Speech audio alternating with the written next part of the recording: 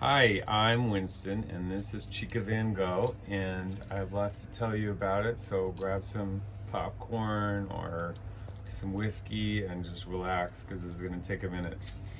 This is the van key.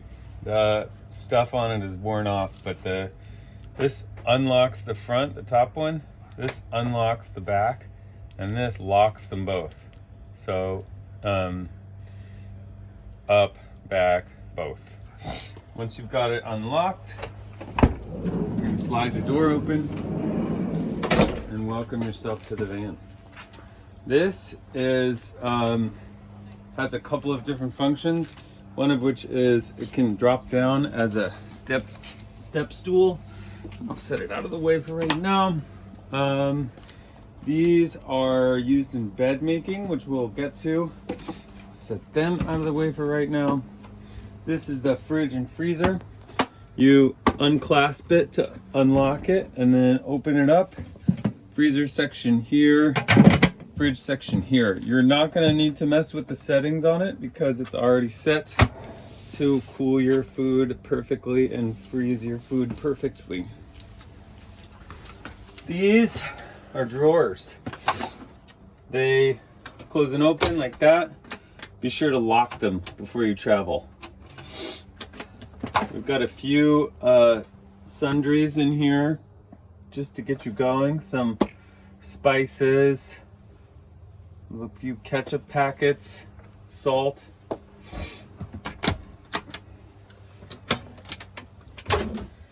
Down here is the induction burner, which you'll plug in when you're on AC power, and just be warned that it uses a lot of juice, so use it sparingly or use it when you're plugged into shore power, which we'll cover. You just click the on-off button and then you click function, and that gets it moving. And then if you want to adjust the temperature after that, you're going to go plus and minus. It heats up really fast. I'd be surprised if you ever need it to be more than like 6 or so for cooking average frying stuff. This is the gray water tank, and there's also a grill here that's portable and is powered by these butane canisters. So if you're worried about power or just want to be conservative, which I usually am, I try to use that grill, and I also have a portable stove in here that runs on the butane and won't drain your electricity, which is great. You've got some cleaning supplies in here. This is a fire extinguisher. And the most important thing to know about gray water is that to keep it in the drain position where it's going to roll out of the van, you want it pulled up. And if you're somewhere where you don't want to be draining your gray water out, just push it down, and then it'll store all that water in the tank. And you just want to keep an eye on it at that point, because once it gets full, you got to find some way to drain it.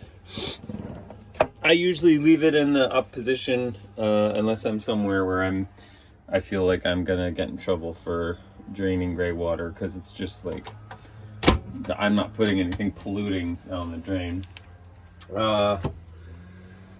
Butcher block countertops, your sink in this position is cold, and in the down position is hot. You will have constant hot water, and I'll show you how to get there. Here's a knife rack, a couple cutting boards you can use. This is a good drying rack. There's a toaster oven, pretty self-explanatory. I usually keep it stowed away when I drive so that you don't have to worry about it flying all over the place. Dishware, towels, cups, stuff like that. Here is a electric kettle and some coffee making equipment. These guys can be used to boil water on the butane stove, or you can use them as just bowls for stuff. That one's a little hard to open. we installed these extra latches here because the drawers were like flying open as we drove around, and I'd rather have to tug on it than watch it fly open as I'm driving around. Tea making stuff. Tea. And some pots and pans. This is a good way to boil water using the butane stove as well. It's just a backup piece of Tupperware. Here is the toilet.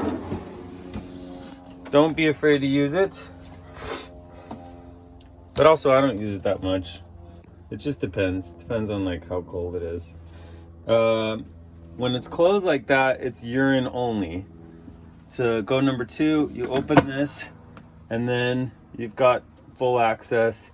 When you're done, close it back up again, and this handle over here spins to mix your poop up with the compost, and that's all you have to do for that to work, and it works great. It won't smell bad.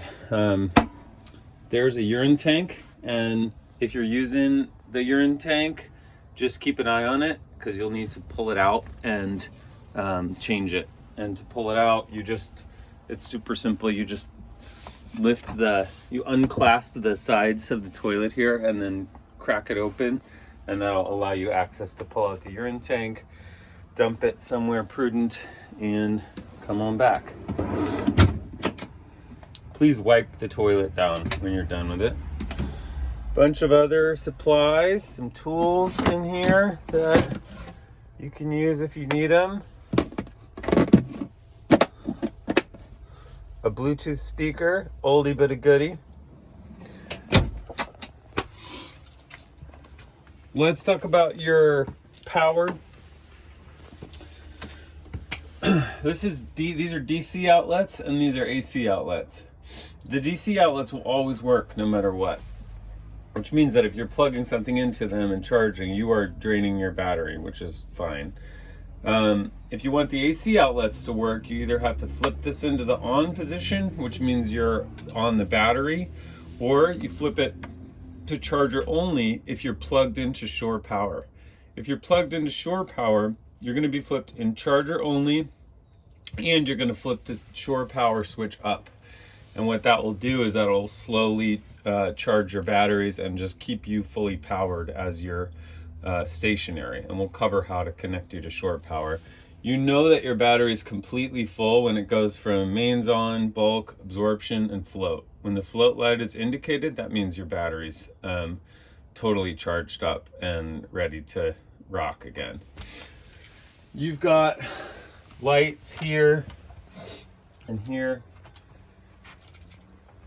Over here, since I'm here, is the pump switch for the water pump. It should be in the on position, which is this.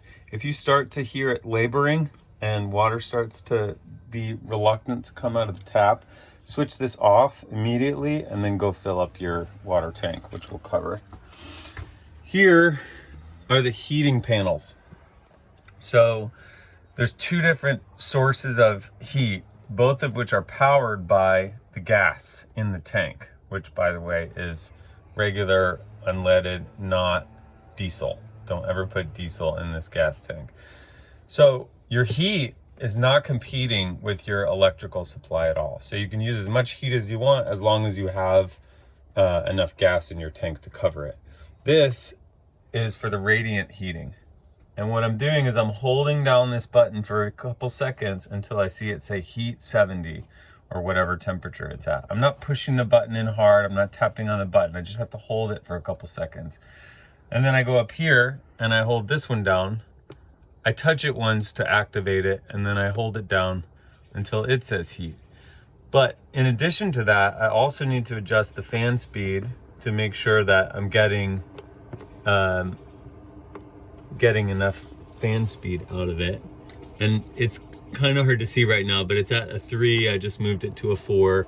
So if you feel like the heater is lackluster, you just increase the fan speed or increase the temperature, which you can do this way.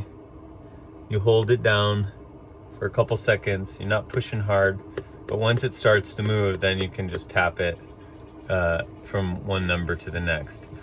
You want this number to be set at a couple of degrees lower than this number, because your floor heating, your radiant heating, should be doing most of the work, and this is just a supplemental source. So you want the bottom number to be higher than the top number. This refers to where the heat is drawing from. If you have it switched to engine, it's drawing directly from gasoline that goes through the engine as you're driving. If it's switched to furnace, it's gasoline that's sitting in your tank.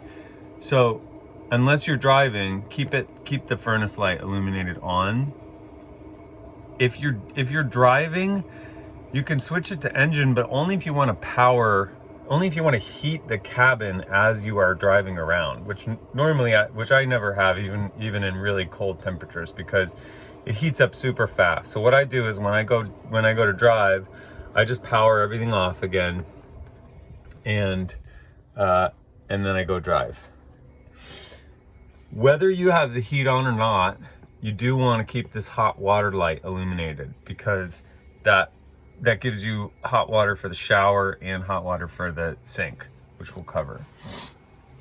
This is a battery monitor. It tells you how much battery life you have left. There's a chart in the van manual that indicates what this number corresponds to in terms of the amount of battery that's left. Right now, you're pretty low. You're at like 25%. And as soon as I'm done here, I'm gonna plug us into shore power so that it charges back up again.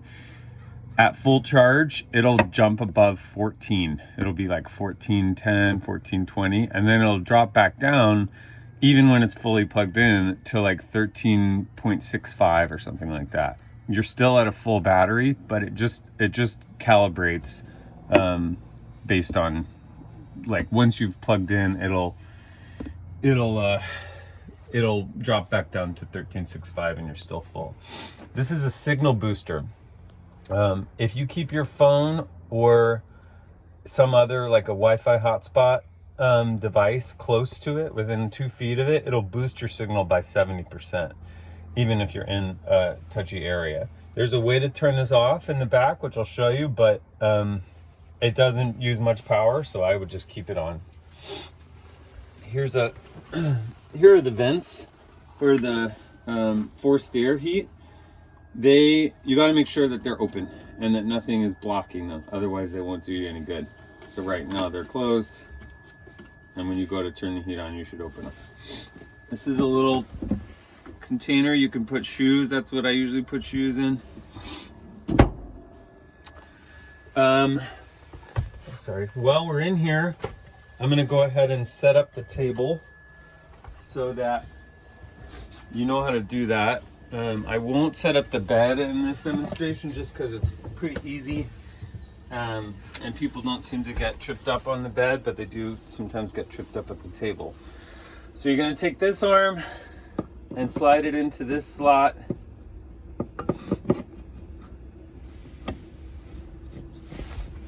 And then I usually go a little bit from the floor, like not all the way to the floor. And then this guy tightens it.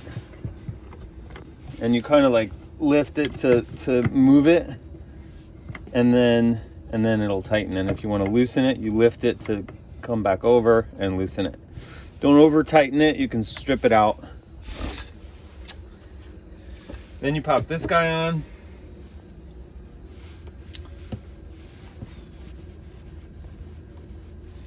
It's a little sticky. There's actually a handle that goes in here that I'll install as soon as we're done.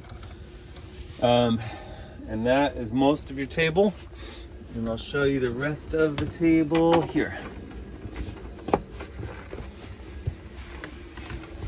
This guy just slides into this hole,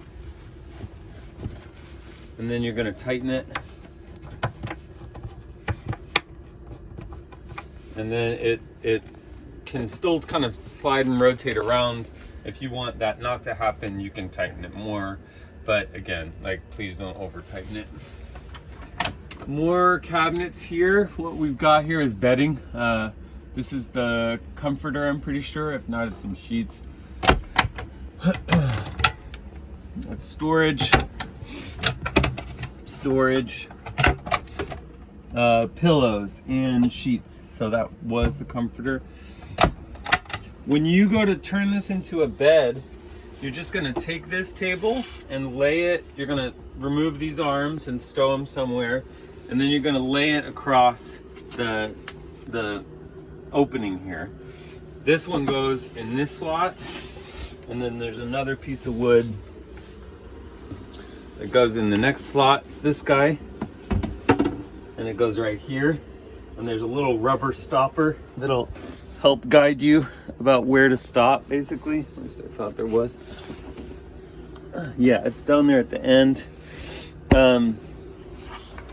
So you'll put each of those pieces of wood down, and then you slide these bed pieces towards the center, and then these drop down behind them, and then you have a flat bed surface, and then you're gonna make the bed.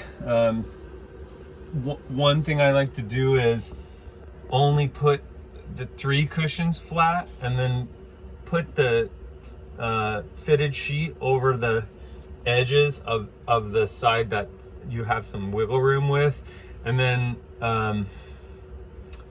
slide it, and then slide the other one down, so that, because it's tricky, it's hard to like wedge it in there, so it's easier if you do one side first before all 4 of these are wedged into place. This cushion, when you're in table mode, just sits between these guys. When you're in bed mode, it moves out of the way. What I like to do, because I'm a tall guy, is I like to take that step that I showed you earlier, and I just set it right here. And then this wedges in between these cabinets, and it gives you some extra leg room. You have to like make the bed to accommodate for that, but I usually sleep like that because I have to kind of curl up a little bit at 6 foot, 6'1", if I don't have that extra leg room.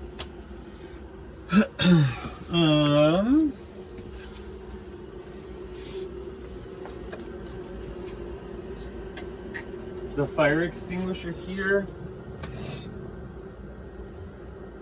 Okay, let's go to the back.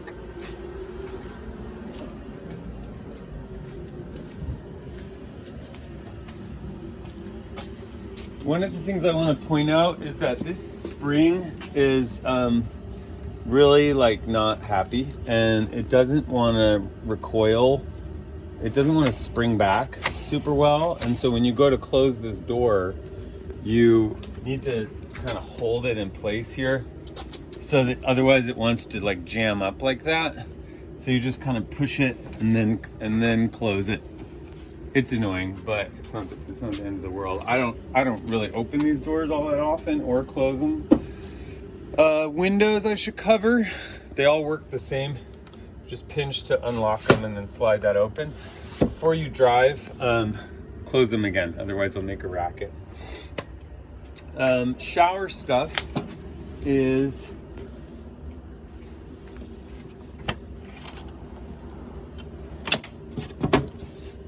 well, let's cover what I do see, and then we'll get to the shower stuff. This is your butane stove. It's pretty self-explanatory. There's a lock and unlock, and that releases the butane can. Good to conserve energy. Here's your shower device. So what happens is, this guy, see the little knobs on it? You line those knobs up with similar openings on this thing. It's a little tight, so you have to kind of push pretty good to get it all the way in, and then you twist it to the right. And sometimes what happens is like there's just a buildup of water pressure, and that makes it harder to push. And so if you kind of like turn the knob a little bit, it'll release the water pressure, but it'll also let some water out, so just be careful. Once you get it in there and turn to the right, then you're going to put this up here, and this button opens and closes the valve inside. Top is hot, as far as I remember, bottom is cold. If you're not getting any, you should have hot water right away. So if you don't have hot water right away, that means your hot water light probably isn't on, and it'll take a while to warm up. Just shovel in case you get stuck. I want to emphasize that the van is 2-wheel drive, and it's not an off-road vehicle really. I mean, it'll go on dirt roads just fine, but anything sandy, desert is pretty dicey, and I've gotten stuck a couple times now, and it's scary because the van's super heavy and it does not want to be like lurched around trying to get you out of sand. So don't drive it on the beach. Be very careful in the desert. These lift up to release the drawer. You can use it as a table. Like, set a couple chairs out here. Here's an extension cord in case you need more length to get to shore power. These are anchors for the awning, which I'll show you how to use. The awning, when it's windy, I would avoid using the awning at all, just because it's kind of sensitive, or fragile, I should say. This is a part of the anchor thing too. It's basically like these connect to these. To be perfectly honest, I haven't used the anchors yet, but it looks simple enough. Here's a shower mat. Here is a hose. This is what you're going to use to fill up your water tank.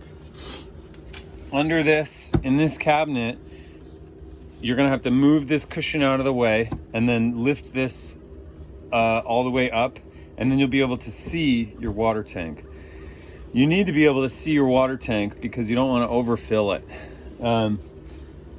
You can actually see the water tank from in here as well, which I totally forgot about until just this moment. So you don't actually have to lift that up. You can just look in here and it gives you a little window about the level. So right now the level is about half full. God, I can't believe I forgot about that. Level's half full, so you want to watch the level as you're filling the tank.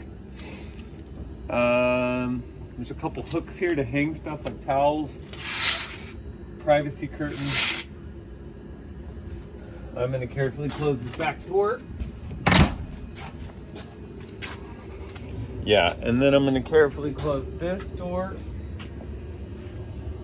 Oh, I forgot to mention the shower curtain attaches here and to an identical hook on the other door, and then you just string it across, and that gives you privacy while you're showering, which is great. This is where you fill in the water hose. So we've got it sealed, it's a little wonky, but you just plug one side of the hose in here. There's a valve attached to it that when it's pointed this way, it's open. When it's pointed this way, it's closed. The best thing to do is to get it plugged in, keep it in the closed position, turn your water on, then go open it, and then watch the tank. And as it's filling up, when it gets close, switch it back to closed. Go turn off your water, unplug the hose, and blow the existing water out of the hose to clear it, because otherwise water will just leak all over the place in there after you put it back. Here's where you plug in shore power. You lift this up, but not this high, because then if you accidentally open the door, it can pop this thing off. So just keep it at perpendicular level. This aligns with this, so you fit it on there and then turn it to lock it, and then tighten this down, and you're plugged into shore power. But to activate the connection, as I showed you earlier, you're going to come back over here, flip this switch on, and switch it over to charger only. And then you're fully powered. As for, this is the fan. You want to keep the fan on pretty much at all times when you are stationary, but turn it off and lower it as such when you are driving, because it can damage it for it to be up and on when you're driving.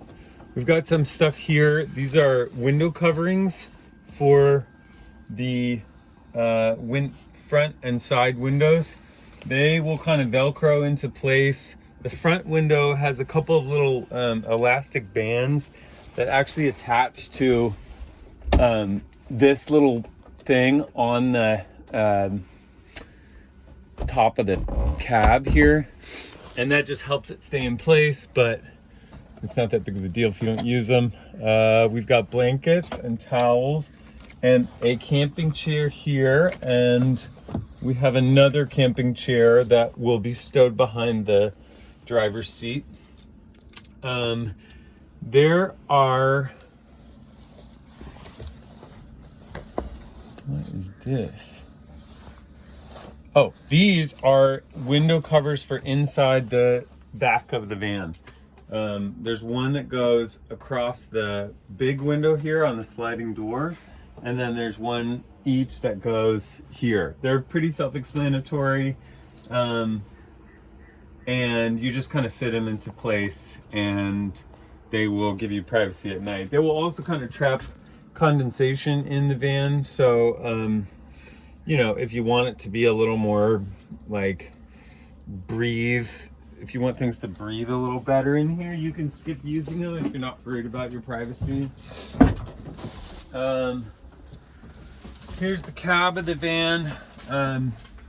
This is the nifty Apple CarPlay display. It's the radio, but it has a CarPlay option that will only work if you have something plugged into this port. This will charge stuff, but it doesn't connect you to the radio. It also has Bluetooth, so if you want to set up Bluetooth, you can do that, and it's pretty self-explanatory. You just go to you just exit out of the CarPlay menu and go to the via some navigation buttons over here and go to the Bluetooth settings. When you're driving the van, be like as slow and careful as you've ever driven in your whole life. It takes a super long time to stop. It takes a super long time to get going again, to turn left, to turn right. And you just want to give yourself a ton of time to make all these decisions. Like I try to play a little game where I basically just try to anticipate, you know, red lights coming up and stalled traffic so far in advance that I'm barely even using the brakes if I have to stop. And I'm just taking all the time in the world to like make a turn. I don't care if somebody gets mad at me, and people don't tend to get mad at you because they sort of treat you like a utility, like a big rig almost, and they're just like, I hardly ever get honked at, even when I'm taking a super long time to turn left and right. So take your time, drive carefully. Only regular gasoline, not diesel in the tank. Some more storage in various departments here.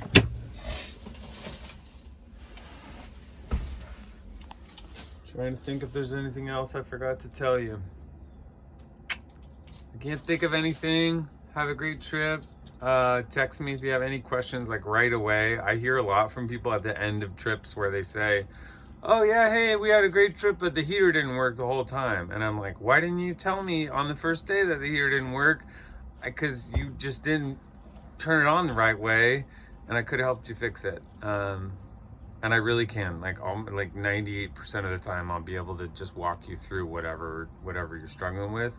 So please don't, it's not a bother. Like, I really want everything to work, and everything does work. So if something doesn't seem like it's working, it's just because like there's been too much instruction in too short of a period of time. It's taken me like a long time to get really good at like using this van.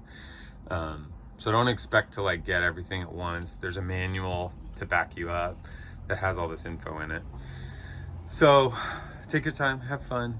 Thanks so much.